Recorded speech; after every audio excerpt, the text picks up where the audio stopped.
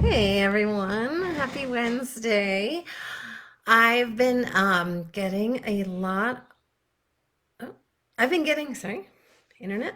I've been getting a lot of messages from families of newborns recently. Everyone either seems to have a newborn or a 3-year-old.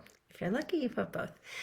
And so I think the big question is, can you sleep train a newborn? And the answer is it's complicated. It depends.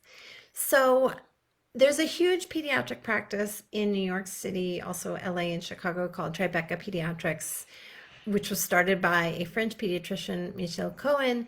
And he says you can sleep train an 8-week old. What you do is you put them to bed, you leave the room, you go back 12 hours later. And he says in 3 days you'll be done. I have not personally tried this, nor do I know anyone who's tried it. I'll be impressed with people who have done it. Most people I know, no judgment towards those who can do it. I think that's amazing. But if you can't, you're not alone. A lot of people struggle with the idea of doing that with an 8-week old. However, there's lots of little steps between leave your baby alone all night for 12 hours and hold your baby 24 hours a day. And if that works for you, by all means, rock on, do your thing. That's amazing. But most people who come to me don't feel like things are going perfectly for them, or they wouldn't be asking for help. So, depending on the age of your baby, I would say in the first 6 weeks, pretty much focus on survival and safety. So, try not to sleep with your baby on you or in your bed, or certainly not on the couch. The couch is way more dangerous than bed sharing.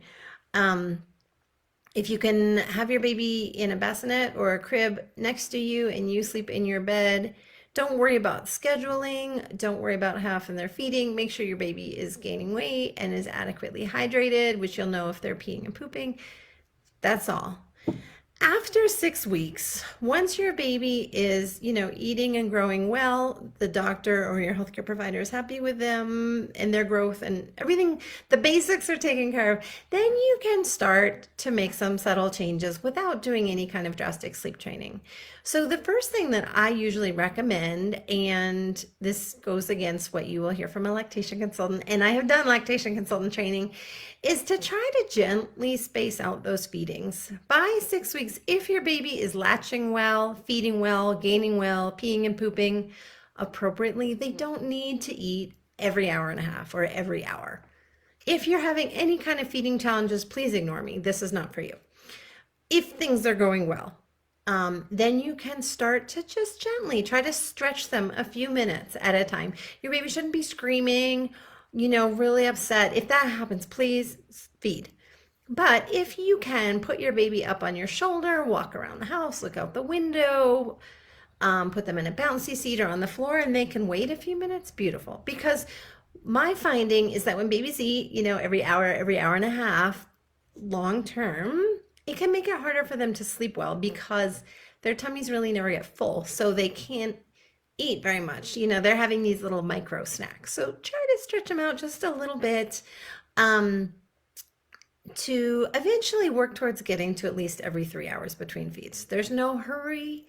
And if it doesn't happen every time, that's totally fine. Lots of babies in the first 3 months still want to cluster feed before bed. I think that's totally fine. I would not allow cluster feeding all day long. Let's see. Then I would start to work on putting your baby down awake occasionally, once or twice a day, maybe the first nap of the day, maybe at bedtime. If your baby flips out, no problem, pick her up. If they lay there even for a couple of minutes while you stand there and they're not crying, just wait. This is beautiful practice. It doesn't have to happen all in one day.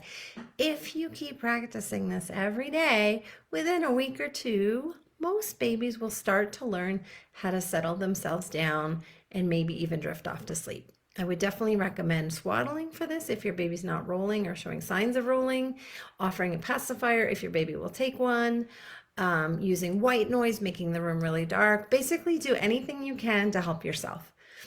If your baby flips out, try calming them down and then doing it again. Or can you keep them in the bed but put your hand on them and maybe just like jiggle them a little bit or pat their belly and see if that will help. Again, baby steps. There's no rush. You're doing great. Just keep practicing. It's also okay if your baby cries for a couple minutes or longer. Nothing's going to go wrong. Some newborns are able of self-soothing. Many newborns are not. It doesn't mean anything about your future. But if you can work on those two things, you're going to be starting off ahead of the game. Your baby will be going a little bit longer between feeds so that nighttime sleep will start to stretch out a little bit, and maybe they'll be learning to start to put themselves to sleep. This is beautiful. This is amazing. We will talk again, maybe next week, maybe another time, about like what would be the next steps after that. But for those parents of newborns out there, start here. Let me know how it goes. You can reply on my Facebook page, or go to my website and book a consultation. There's no charge. I'd be happy to chat with you about how things are going and some other things that you could try. Talk to you soon. Bye. Oh, my website, peacefulparentsleepcoaching.com. Bye.